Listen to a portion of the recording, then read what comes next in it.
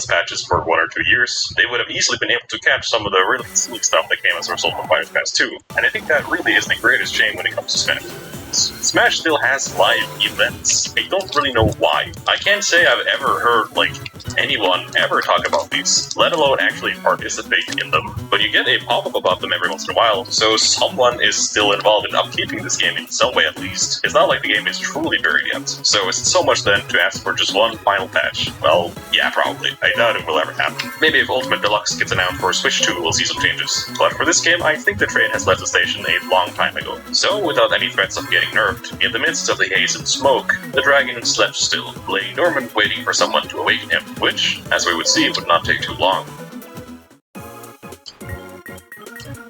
Minecart might be one of the single most crazy moves to ever pass playtesting in this game. I kinda get how they thought blocks would not be as problematic as they are, since it was a very unusual move with unusual consequences. But Minecart, on the other hand, is just a move that I think is pushed way beyond the usual power level of Smash Ultimate.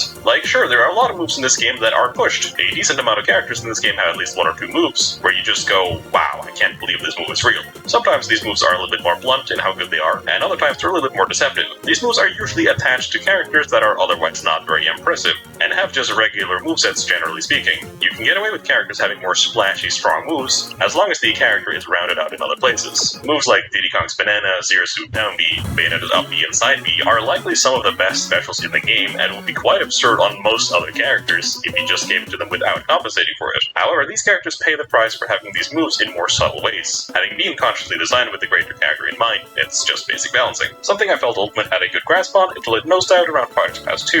You should make characters that have peaks and valleys in terms of their moveset. That's what gives each character their own sense of identity. What I mean is, they're usually held back by the greater design of the character. Steve is not really one of these characters, and Minecart is one of my less favorite move designs. Minecart is a moving special / projectile that uses 1 iron. Steve will enter the minecart and start riding it forwards. Should you hit anyone along the ride, they will be launched. If you have gold and redstone, you can do an even more powerful version of minecart that goes faster. So far, so good. If this was all the move did, I really think it would have been fine, but of course, as you probably know, it doesn't quite end here. Steve can jump out of the minecart, and it will keep going forwards, at which point it can actually grab people, and they will be trapped inside the minecart, even if they shield the attack. This is what makes the move so good, and it should not be hard to see why. I really can't believe nobody objected to a projectile command grab while playtesting. It seems like one of those unwritten rules of design that they kind of just shouldn't break. There are a decent amount of command grabs in this game, as in moves that also ignore shields. Usually they're specials, which means you can use them in the air, making them a good mix-up on shields. There are also moves in the game that can be either a normal attack or a command grab, like Monkey Flip, and that move is already really good. However, in that case you have to commit to one or the other. It has the ability to be either, but you have to choose before you use it. Having both in one at the same time like this really makes a world of difference. I really don't even know where to start with this move. It really encapsulates the problem I have with a lot of Fighters Pass 2. Most of the characters have the feel that they only really exist to see how far they can push a character concept boundary.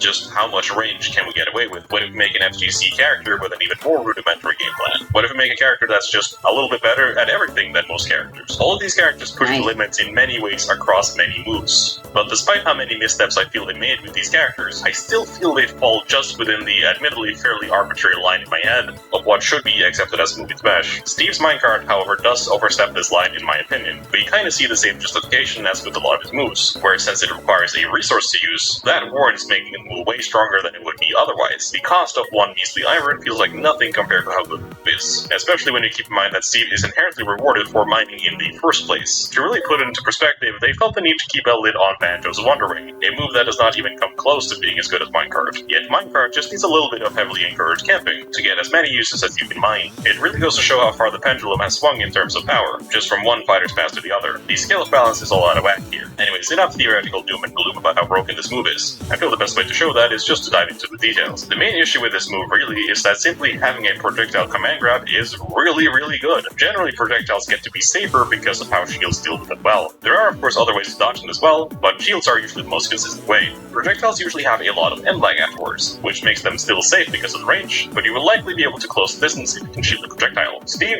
completely ignores this, not just because you can't shield the move, but also because he has very little end lag after using the move, being able to jump out and act very quickly. This can make the move pretty hard to deal with, but the big part is how it's practically impossible to punish Steve for using it, unless he uses it very close to you. Again, if this was all the move was, it would just be very strong, but as I mentioned, the move initially has a normal hitbox as well, and is active for as long as he stays in the cart. This creates a very extreme scenario where you often have to guess if Steve is going to jump out of the cart or not, as if you prepare to shield the initial hit, he may just jump out before that and catch you with the grab part of the move. The most messed up scenario that can happen, however, is the case where you shield the first hit, and then while your shield stun, Steve jumps out, and if you don't roll away immediately, the minecart will still grab you, since it's now a command grab. Of course, if you roll away, you also get hit by the minecart, so that's not happening. And if you roll inner spot dodge, you'll end up right in Steve's face, eating a backer or an anvil. It's a very tricky spot to be placed in, where you have to be very quick to read what Steve is going to be doing next, or face the consequences. Initially, when Steve uses this move, it has armor, and not just one kind. It has like 3 different properties, all of which are kinda weird. First off, the minecart itself has 8.4% of health, meaning a move that deals more damage than that will destroy it. Steve has 60 units of knockback armor, which is pretty obtuse if you don't know how it works, but basically it means that weaker moves that don't launch you too far will be armored and will not knock him out of the minecart. For moves like projectiles, it can actually be quite annoying, since the minecart will absorb the hit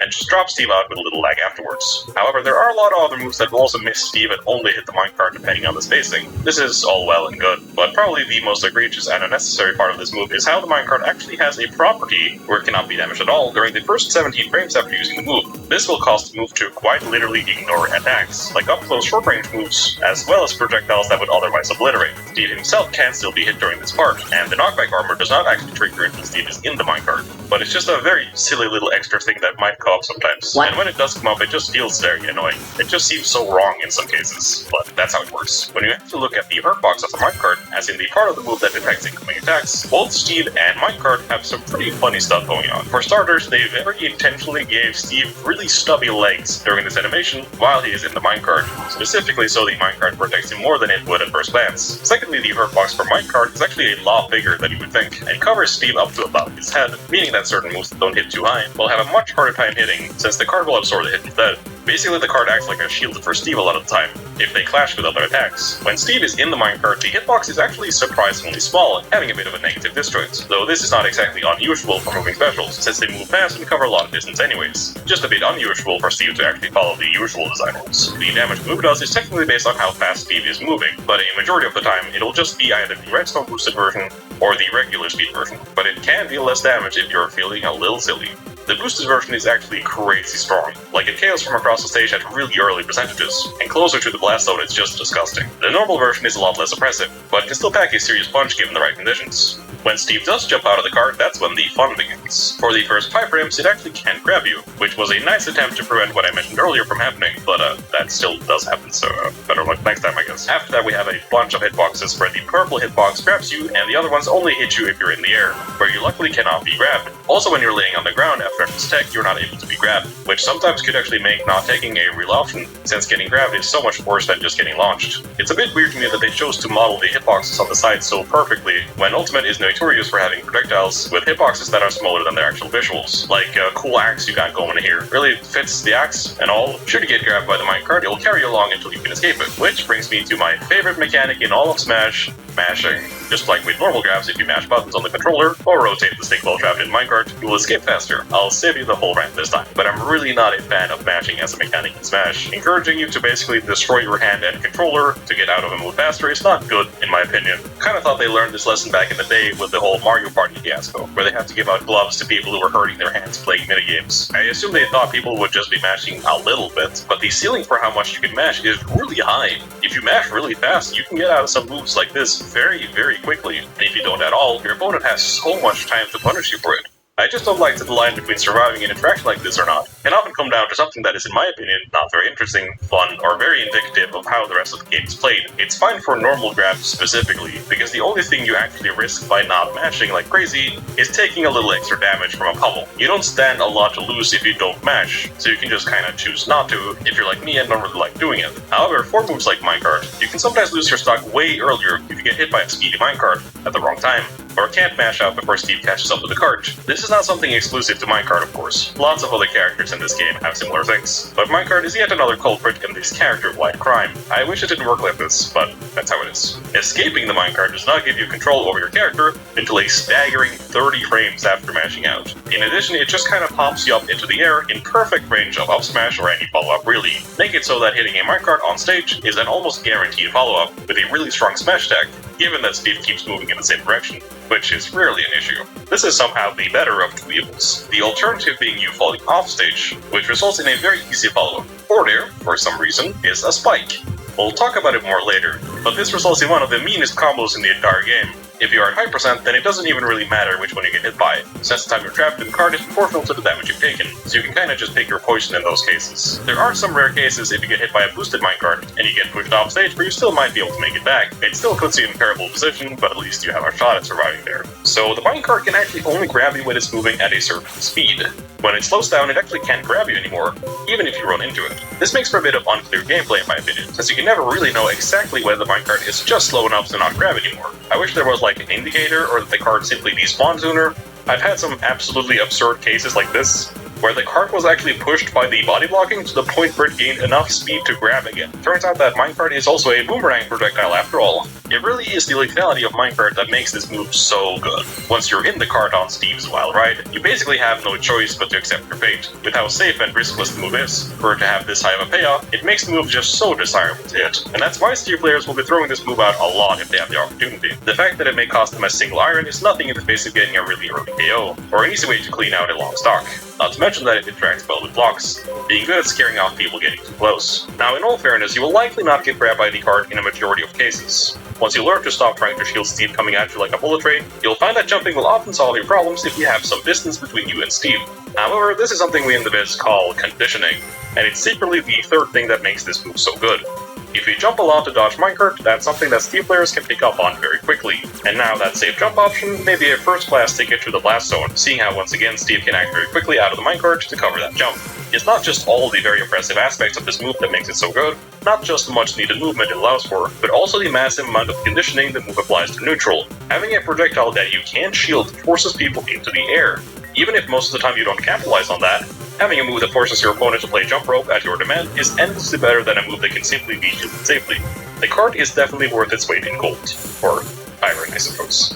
Before we move on, there's a few miscellaneous things I would like to go over. After jumping out of the cart, you can actually jump back into it and keep driving it. It can probably throw an opponent off if they've never seen it before. Even if the minecart has totally stopped, you can still do this, as long as you do it before it despawns. The redstone-powered tracks Steve places down are not actually just for show. If the minecart bounces back into the tracks with the torches, you will actually get another boost independent of the first one, which I'm sure you can mess up some people with. If you place a block on top of the minecart like this and just re-enter it, you can just kind of get into the wall, which is a little silly. Blocks plus minecart really just result in a bunch of unpredictable interactions. It's mostly fine as long as you just keep your distance from it, but there really is a ton of weird little interactions like this, which honestly are kind of fun to look at. Minecart is a very messed up move, and likely one of the most feel-bad moves to get hit by. It just sucks seeing it wheeled away knowing the up smash or forward air is imminent. I think doing a projectile command grab is one of those things you just shouldn't do in Smash. Design-wise, they just kind of flew too close to the sun here in my opinion. If it just launched you and maybe did a bit of damage, that would really be so much better. And even if they do insist on it being a command grab, they really should let you act faster after escaping, making it so that Steve at least kind of has to predict what you do when you escape from it, instead of just getting to wait and react every time. There's a lot of good ways I think this character could be fixed, but that's for another time I suppose. There's a lot more to be said, so we kind of have to move on.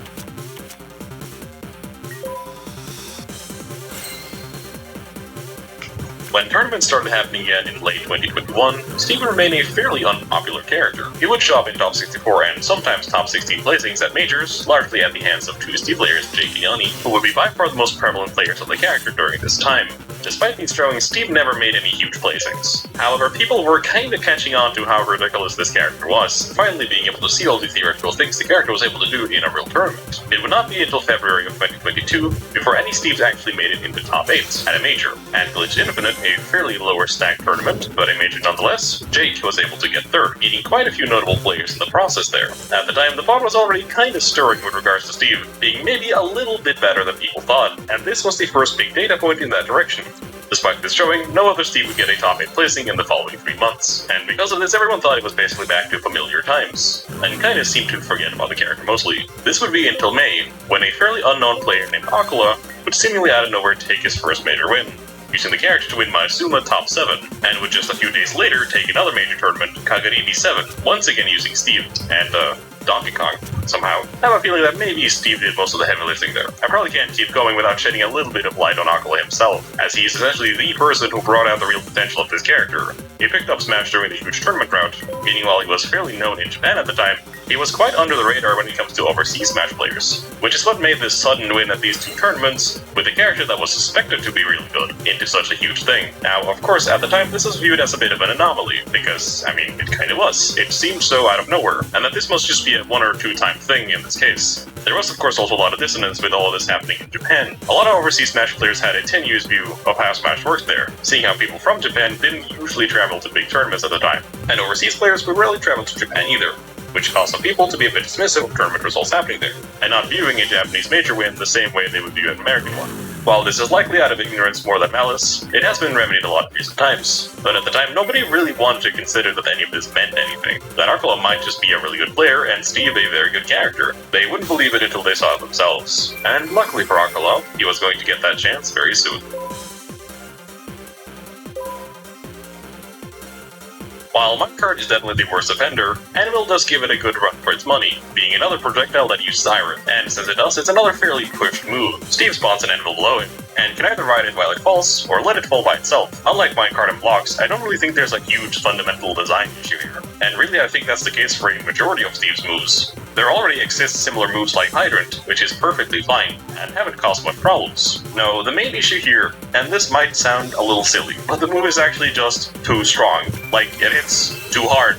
Like, the numbers are just too high. Anvil's KO threshold is a huge mess. The move just straight up KOs too early. It feels just so off to get hit by this move at 80 or 90% and have your entire stock just explode out of nowhere for simply trying to hit Steve when he's in the air. I'm sure you've had this move hit you before, and have it just KO you way before you would expect it. The knockback on this move genuinely feels unnatural. It's the same feeling as picking up a carton of milk you thought was empty only to realize it was full. The same feeling of walking upstairs while not really looking, and thinking there's an extra step when there's not. I feel a little jolt of surprise every time it happens, and if you don't feel the same way, I suppose that's fair. That's what having played this game and the game before it for an ungodly amount of hours will do to you. The movie doesn't come out until frame 20, so it's not exactly that fast, but given that it has a ton of range being a falling projectile and all, you can use it very safely when you're launched into the air. Like I said, Steve has the choice to ride the anvil down, which makes it a lot stronger. This is the version of the move that is just going to disintegrate stocks on contact. It deals a massive 18% damage, and has an astounding amount of knockback behind it. Riding the anvil down like this technically makes you a little bit more vulnerable than it would be otherwise. However, when you look at the hitbox, saying Steve's exposed here when he has this massive hitbox under him is like saying Rob is not top 5 in the game, simply untrue. Should you jump off, the movie is a little bit weaker, and the anvil will drop by itself. Don't think it's any less dangerous though, because it still really does a number on you if you get hit by it. Steve, once again, can very quickly disengage from the strong version, meaning you still kind of have to guess which one he's gonna go for. When you just let the anvil drop, it is admittedly a lot weaker, dealing 10% instead of 18 when Steve's not riding it, though it still serves as a huge deterrent nonetheless. Should the anvil land and then refall again, then it will actually be even weaker, which can happen if you place it on a block or something. Granted, this is not that big of a deal, but can be a vital part of a nasty ledge trap setup. The hitbox is the same across the two versions, being just about the size of the anvil threshold, which is absolutely massive in other words, being a huge disjoint that you don't really want to be anywhere near. Additionally, when the anvil lands, there's another hitbox, really just adding a whole bunch more beef to the whole thing. You can be really scared to shield against the anvil because of this, seeing how the landing hit can cause a lot of extra stun, which Steve can actually capitalize on. Even parrying the last hit leaves you quite vulnerable. Since it deals so much damage, it's able to beat out a lot of aerials trying to hit Steve, if you can even reach him at all behind the massive anvil. Challenging this move at any point is a huge fool's errand, and will more likely than not end up with you cancelling the anvil hit at best, and at worst it'll send you to an early grave. Unless Steve rides the anvil all the way down, and you shield the final hit, actually trying to hit Steve at any point is just a bad idea. You're way better off trying to avoid the move altogether, seeing how every Steve in the universe will be using this move when you have the pressure in the air, because the risk versus reward is just that skewed. The risk being having to dig for one more iron to use, and the reward being a huge projectile that KOs as early as most heavyweight smash attacks. The move also has a ton of really strange interactions. As you can imagine, given the fact that the move is a weird falling physics move, the move is actually a little bit bugged. If you minecart off the anvil after you've used it, it'll remain the strong version even if Steve is not on it, which is very strange, and I haven't really seen a lot of people ever bring this up. Just makes it a lot more scary if you can set up a ledge trap using both minecart and anvil somehow. Steve can do footstool to anvil as a punish when up close. A lot of characters in this game have up close footstool punishes, where you quickly jump on their head after they use an attack, something that will stun them for a bit and give you time to throw out a move afterwards. Most characters don't get too much out of this, since the move has to be directly below the character in some way, but this works out perfectly for anvil, since it does just that. This effectively lets you punish attacks with a move that is way too slow to do so otherwise. It actually really rounds up Steve's up-close punish game nicely, making him able to punish moves that otherwise would be way too quick. The fact that you can follow up with an anvil is pretty absurd though. Like, this thing will take stocks at like 80% just for shielding otherwise safe hits. So this move has been all nice and fun so far, but we gotta talk about bones. Quick question, do you know which way anvil launches you when you get hit by it? As you can see here, it can launch you either way, but what actually determines the way it sends you? Well, it's bones, the top bone to be specific. The top bone is a property tied to your hurt box, and basically determines what is considered to be the left side of your character, or the right side. It's essentially a line going through your body. You see, anvil doesn't launch in any specific direction. Instead, it checks which side of the top bone it collided with, and launches you the other way. So if you get hit on the left side of the top bone, it launches right, and vice versa. This seems pretty simple, right? Basically, if you think the anvil is going to land on the right side of you, and launch you left, you DI down and to the left to survive longer. Wrong! You see, the move actually launched you to the right instead. And now that good DI is actually awful DI, causing you to lose your stock even earlier. This is because your top bone does not always move around with your character, meaning what the game considers to be the left side or the right side of your character does not always match what would make logical sense. There are a few moves in this game that have the character lean almost all the way back behind the top bone, meaning in some cases like this, the character is always considered to be on the left side of the anvil, almost regardless of where it hits. As I mentioned, this is particularly unfortunate, since DIing the move correctly can make you live way longer, and DIing it wrong is very detrimental. These are basically all case by case, and there's no consistent logic to how the top bone moves, or does not move during certain attacks. A lot of the time your assumptions will probably be correct, since it stays generally in the center of your character during most animations, but be aware that there are outliers. If your character leans forwards a lot, or shifts their body a lot during the animation, there's always a chance the top bone does not move as much as you would imagine. The same thing applies to getting hit by anvil in the air. You still want to try to DI down and in the direction it launches you. However, due to the slacker angle of the aerial version, if you don't really know which way it's going to launch you, DIing straight down will be much better than no DI or DIing the wrong way, since down DI accounts for both directions equally. It is very silly that this move works like this, or more silly that the top bone is out here living its own life sometimes, but now you are aware of it at least, so get testing if you find any strange interactions with it. As you can imagine, this has some ramifications for the footstool to anvil punish I just talked about, but in this case it's actually to our benefit for once. You see, when you footstool someone, it actually puts you in the exact same spot above the character every time. I think it literally puts you directly on top of the top bone actually, since auto turnaround characters will turn around if you move just a tiny bit after footstooling them. This means that you can predict exactly which way the anvil will launch you just by testing it out, since after a footstool like this, Steve will always be in the exact same spot above you. The way Steve faces does not influence this in any way as far as I can tell. It's all dependent on which way you are facing at the time of the footstool, so if this ever happens to you, you have no excuse not to be at it perfectly every time. However, there are two exceptions, that being DK and Sonic. These characters actually get launched either way depending on the timing of when Steve uses down air, but only when they're facing to the left. Move over buffed left-facing Cloud, nerfed left-facing Sonic is in town. If you mash down air as fast as you can, Sonic will be launched to the right instead of the usual left, meaning you basically have a 50-50 on him, where you can delay the anvil by a few frames, and it will then launch it to the left instead of right. You would imagine this is because the top bone moves around during the footstool animation, but no, it actually stays in place entirely. So I honestly don't know why it happens, and why it seemingly only happens on these two characters, and only while they're facing left. There could be more characters like this. I didn't do extensive testing to be fair, but these two just jumped out very quickly. If you have any idea, leave a comment about it, and if we can get to the bottom of this, I'll pin the comment or something. I do find it very funny though, that I was able to find some anti-Sonic tech, only for it to be exclusive to Steve. Like, if that's not a monkey paw moment, I don't know what is. Anvil also has some really strange properties when used on the ground. The move pushes Steve up a bit, and then makes him fall back to the ground. Should anyone be close when he does this, for example after landing an attack on shield, you will actually be put on top of the anvil as well, where it will hit you and cause a guaranteed shield poke, even if you manage to shield in time, which Steve can then follow up on.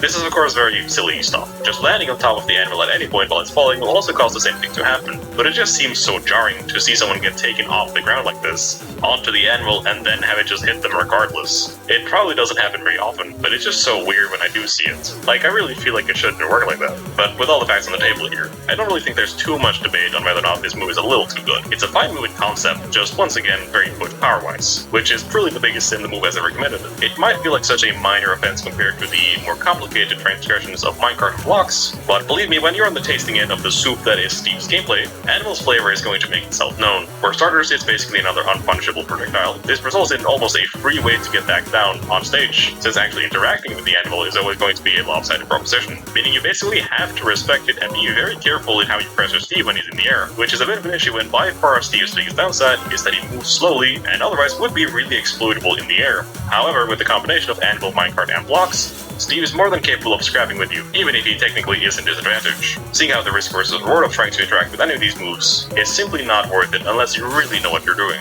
As a result of this, Steve is able to effectively get back on stage, when a lot of other characters with similar movement would have a much harder time, being able to undermine one of the character's weaker aspects. If these moves were a little bit more toned down, and you actually had a chance to interact with these moves without having to risk being severely hurt for it, I think there would be a lot less problems surrounding this character. I will say, however, and this goes for both Anvil and minecart really, when Steve does run out of iron, he really is very vulnerable. Without his two panic options, you can really see how unimpressive Steve's movement really is, having no choice but to slowly fall down or retreat to ledge. Even on stage, he will not have minecart, so you can pretty safely corner him then. And Is that hard counters mine? If you can keep up the pressure in a situation like this, playing Steve can feel almost helpless in a way. Getting Steve into this position can be pretty tricky, however, and will take a lot of careful play avoiding all the hoops that spend iron. Most Steve players will also likely not want to spend their last iron they have, and will likely hold on to it as a deterrent more than anything else. The difference between having a single iron and not having any iron is actually huge, since even if you just have just one, you still have to respect it. This is one of the cooler, more dynamic aspects of the character that I really wish shined through a bit more.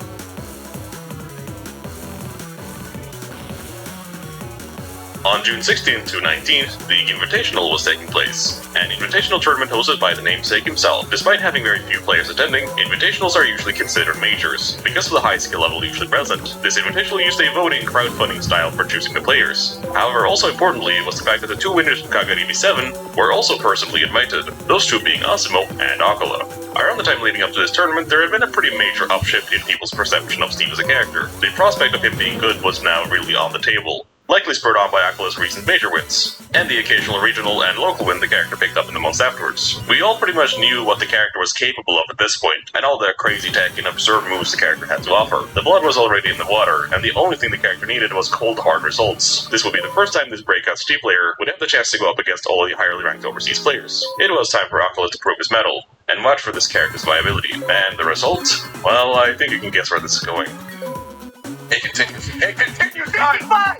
Continues! No platforms around because you gotta get that one hit and it just felt like I'm just building strategic rage, yeah. Okay. oh, you dropped it.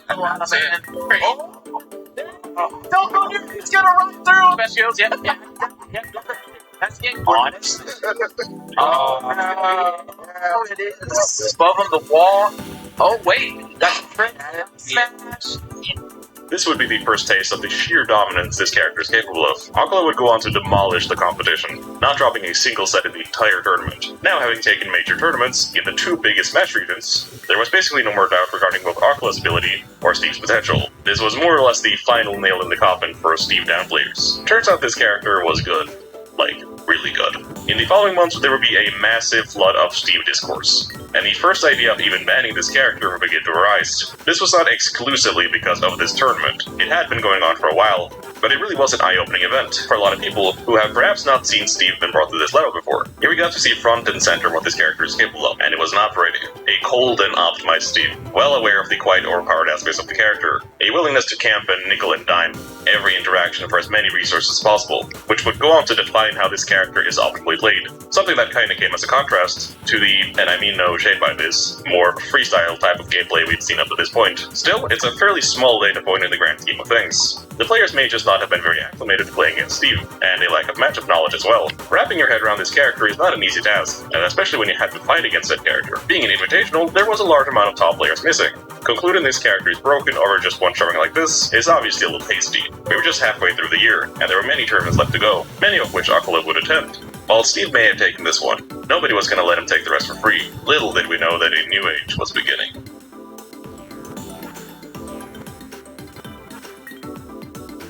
Not to sound like a broken record here, but I really can't believe they thought Steve's up tilt was okay. It doubles as both an up tilt and an up air. They are practically the same move. So what's the big deal with the move then? Well, it's a really fast up tilt coming out of frame 6, and frame 4 if you have golden tools. This is a very fast frame move that only has 7 frames of lag afterwards. It's actually pretty absurd how fast you can spam this move, and they knew you'd be doing that too, since they let you just hold down the button to keep using it. The hitbox on this move is just absurdly big, like way bigger than it has any right to be. It covers both sides I'm of not the sure attack, Amazon is and going to lasts work for a with staggering Steve 4 active and frames, Turbo Duels. reaching far into the air in the process, making it not only a solid anti-air, but more like a anti-air whole existence. The frame data on this move is quite absurd, and it just gets stronger depending on the material. Had that been all the move was, I think it would have been pretty pushed, but relatively harmless nonetheless. Sure, it being able to combo into itself a few times is very strong, but other characters do kinda similar things already. But we're far from done here, because you can actually move while using this move, which throws a whole different dimension into the oppressiveness of this move. Usually in Smash when you have quick spammable moves, they're held back by the fact that they push you back. Even if it's just slightly, they will inevitably push you to the point where you can get away. So you can imagine that some problems arise when you're able to move and use a fast low lag move like this. You can't just hold shield and wait until you get pushed out, since Steve can kinda keep pushing up against you while attacking. And not every character is going to be able to punish this move even, since it's actually very safe on shield.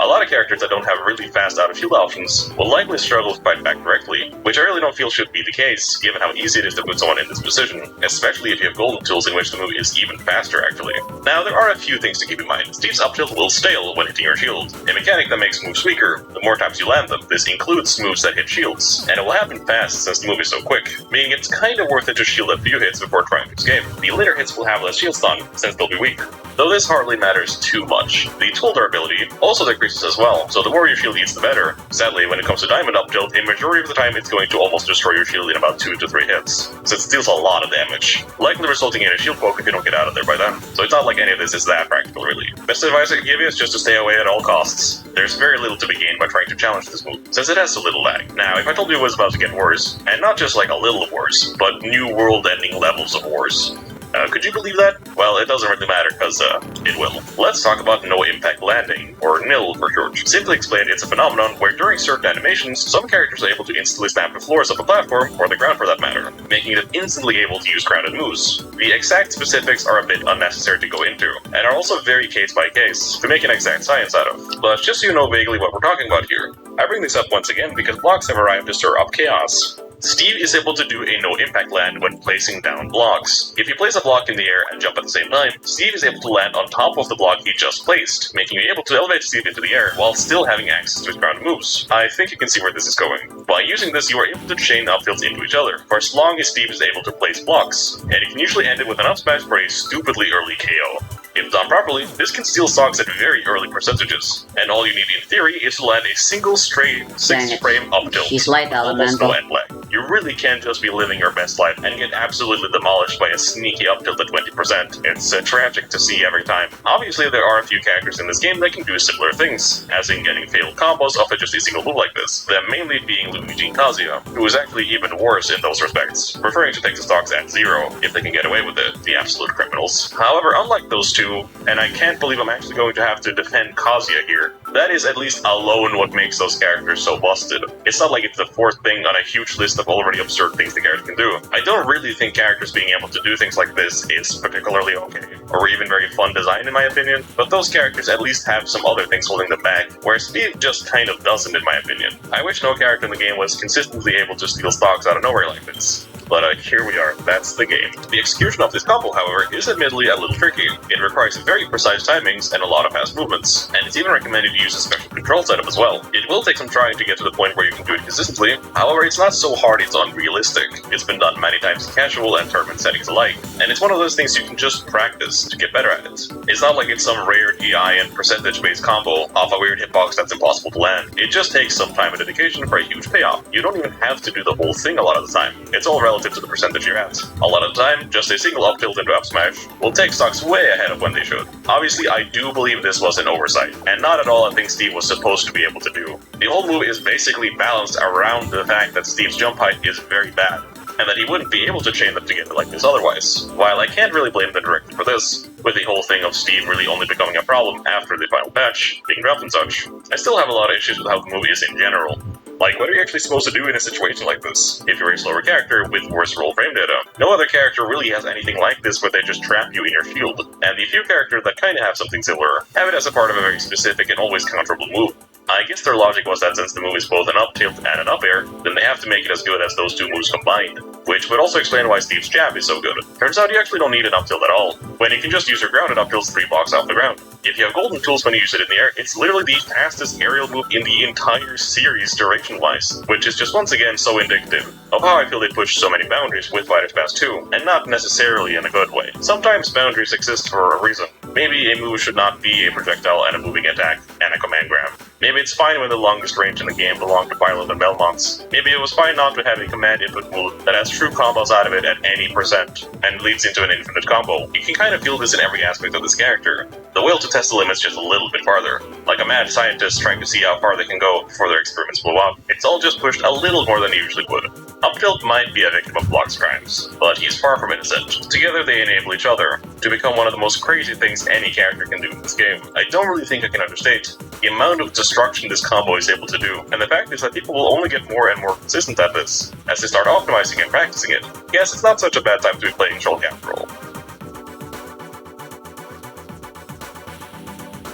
In the following year, Steve would make his name known, and a lot of people were not just now aware of how good Steve was, but a lot of people were starting to pick up the character as well. Not long after Akula's showing at the Invitational, another Steve player would be the second to ever take a major win with Steve, that being Onin, winning Gommel 2022, also not being a very known player before this. This would of course add more fuel to the fire, as now seemingly people were picking up this character and winning tournaments out of nowhere, but this tournament in particular was quite lacking in top players, so it wasn't really regarded as such a huge thing, the grand finals being Steve versus Ice Climbers, something very out of the ordinary at the time.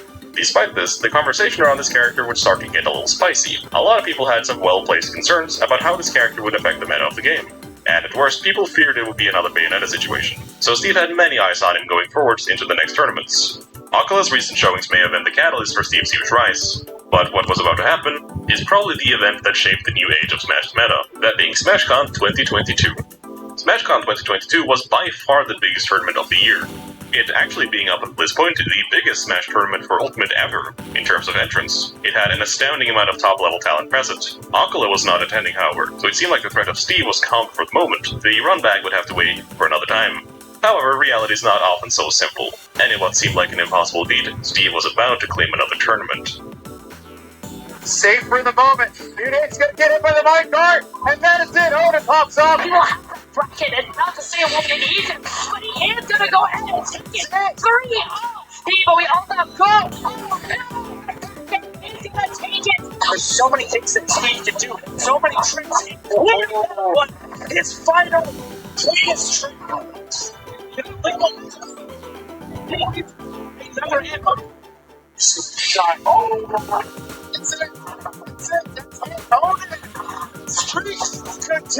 Onin wins SmashCon 2022, and if the floodgates were open before this, the whole dam is now shattered. This was a pretty huge deal at the time. Not only was Onin a relatively unknown player, but another Steve had taken another tournament, and not just any tournament, the biggest tournament of the year, beating a lot of really good and highly ranked players to get there. Steve went from almost having no significant results to winning 3 majors. Now it was not really a matter of potential, and it was looking like Steve did live up to expectations. After this, both Akula and Onin would show up in a bunch of top 8s in the remaining year, and many other Steve players would land somewhere in the top 64 range. Akula specifically would take many more tournaments, and was quickly rising through the ranks, being in the running for one of the best players in the game at the time. But in addition to that, Steve was really starting to catch on as a character. His usage data was quickly rising, and there were a lot more Steves at mid-skill levels. Much like what usually happens when a character is a little too good, everybody wants a slice of that top-tier pie.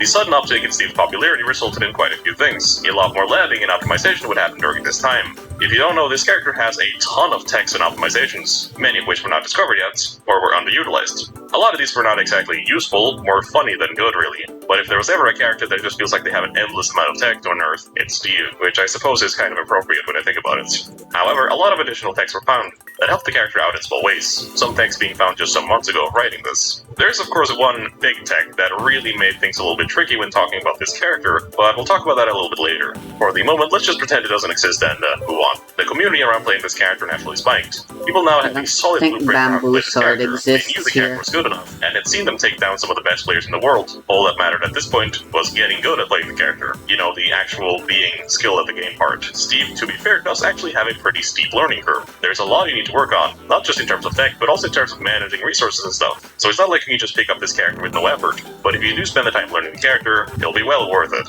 A combination of the massive surge of new Steve players and the rise of two previously unknown threats led to a bit of a panic in the community. I remember seeing a lot of people worried that this character would be another Meta Knight or Bayonetta situation, which I suppose is warranted in some ways. It had the signs of it, but it was all things considered a little too early to tell. A grand finals between Akula and Onin sometime later did not exactly help the Steve allegations. To many this felt like a dystopian idea of what Smash would look like if Steve kept showing up, and it being kinda similar to Bayonetta did those in grand finals many years ago.